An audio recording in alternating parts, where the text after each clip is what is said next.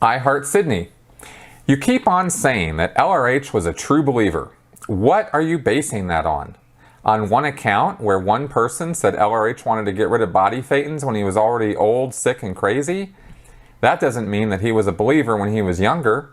He himself knew that he was copying that Xenu story from a different source. So you think he believed the person he copied it from? He might have started to believe in his own BS in his final years when he was getting more and more deluded, and not before that. Don't get me wrong, I'm not saying he was not a believer, but I'm a critical thinker, and I just see no proof of him being a true believer.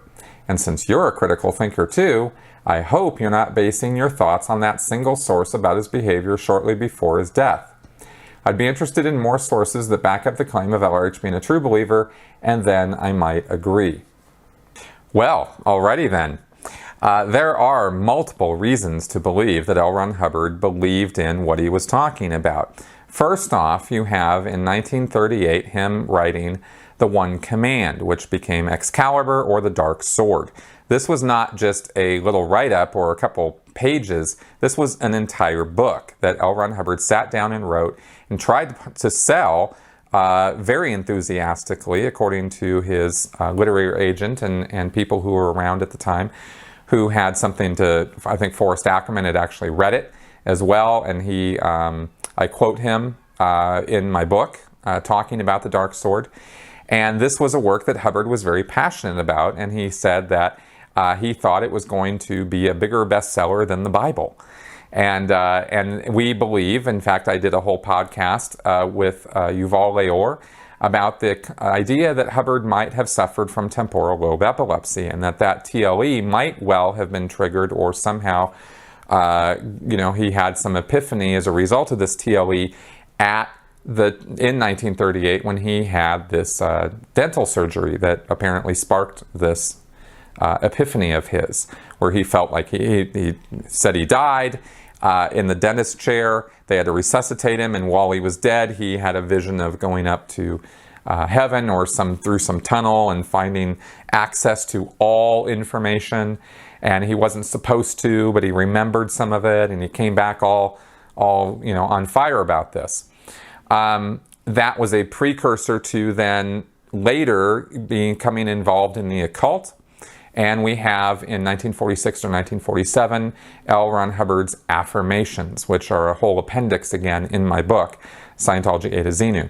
Those affirmations were pages and pages of handwritten self-hypnosis commands or statements that he was making to affirm his ego and his greatness to himself, and to try to rid himself of certain issues and problems that he had medically, personally, sexually, etc. Those affirmations were apparently dug up by a Scientologist, Jerry Armstrong, a Sea Org member in like 1980 or so, in that period of time, when a biography was being written about Hubbard in his personal papers. And Jerry Armstrong at that time had absolutely no reason to make them up or try to forge L. Ron Hubbard's handwriting for pages and pages and pages, which, by the way, is a difficult task at best. Those documents, the L. Ron Hubbard Affirmations, were written into court. That's how we know about them. And the Church of Scientology has never denied that they were L. Ron Hubbard's words.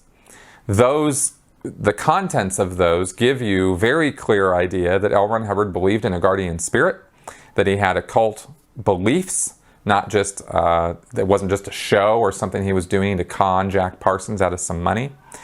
And that when he was involved with Jack Parsons, they were doing sex-based magic in order to create a moonchild and various other things. And a lot of Scientology's framework is based on the OTO, the Ordo Templi Orientis, and Aleister Crowley's teachings, including the idea of ascendant masters and going up a bridge or through step-by-step various things, writing axioms for Dianetics and then axioms for Scientology. That's 100% based on Crowley's Book of Law, where there are axioms.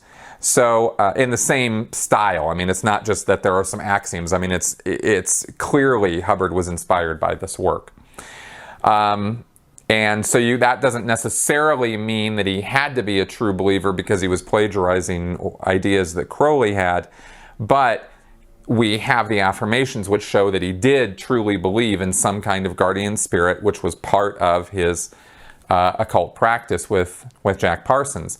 Now, he comes forward again with Dianetics, which has similar ideas and concepts to what was in the Excalibur manuscript, right?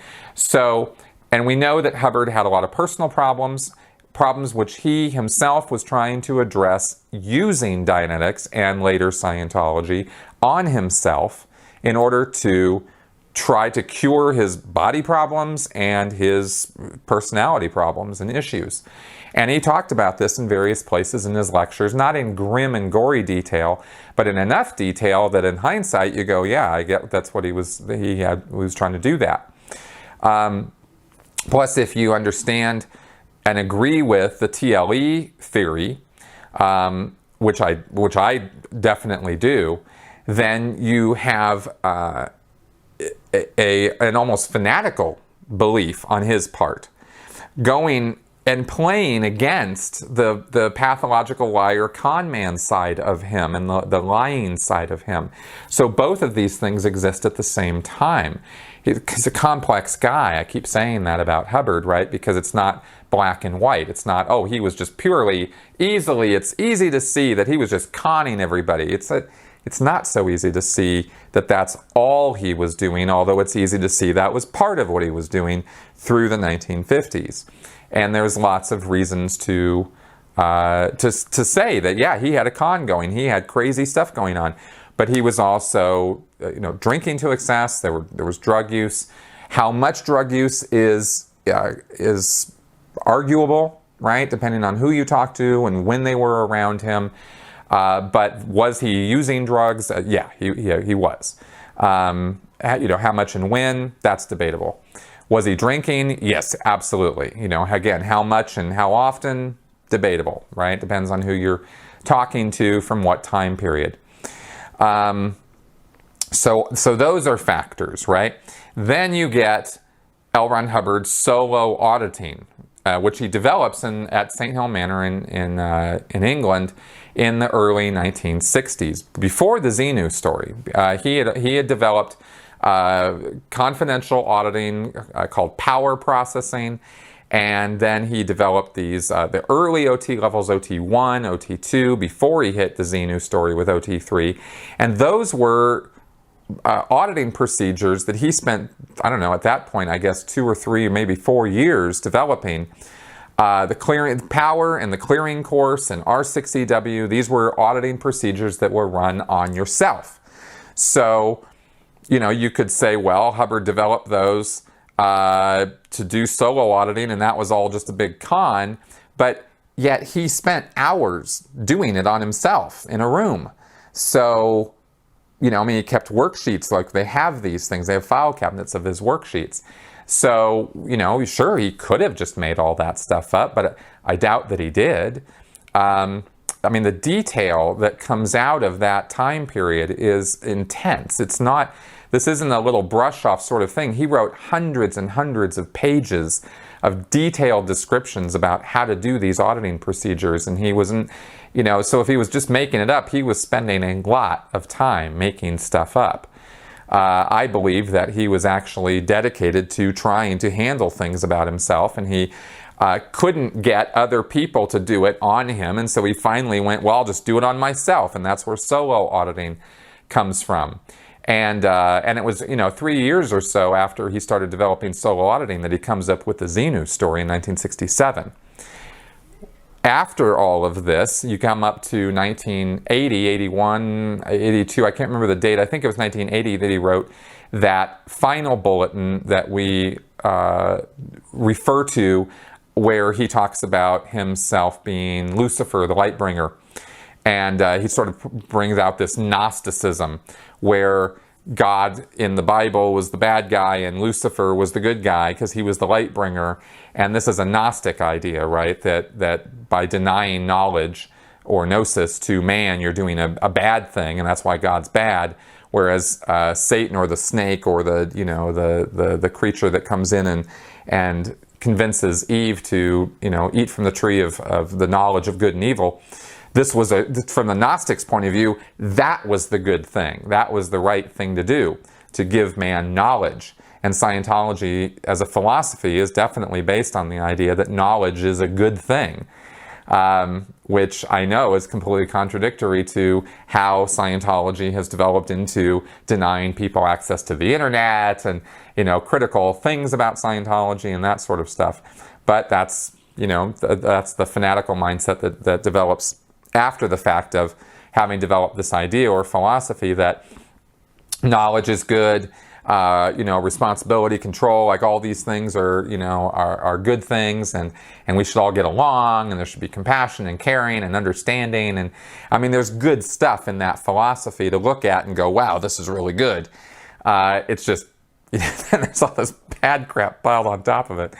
So Hubbard writes in this 1980 issue that this is who he is and was, and this is what he's going to be doing, and he's going to come back as a politician. He's not going to come back as a religious leader and keep carrying on with Scientology. And I believe that he wrote that bulletin. It reads like him, and it absolutely, I have no question at all. I don't have any qualms at all at accepting that bulletin was L. Ron Hubbard. So all of these things, in addition to Sarge's story about having built the e-meter for Hubbard in his last days to electrocute him and maybe kill him, that's just one of many pieces of information that gives the idea that Hubbard was serious about what he was doing. You also have the testimony of tens of people that I've spoken to and who have written stories and written about their experiences on message boards and in various places on the internet, where you get honest stories from them about Hubbard trying to use his Scientology material to try to help people. And I don't doubt Hubbard's sincerity in that. I think that he was sincere about trying to help his people under him when he was on the ship running around in the Mediterranean and at certain times before that. I think he was also, big on money and power, and he was a bit of a megalomaniac and a narcissist and a pathological liar. So, it's just, like I said, it's a complex guy. So there's times when he's helping people, there's times when he's not so helpful and he's being a complete asshat and dickhead. So sure, you can see both of those things in him. But it's this whole picture looks to me like a guy who was a bit off from way before Dianetics came along.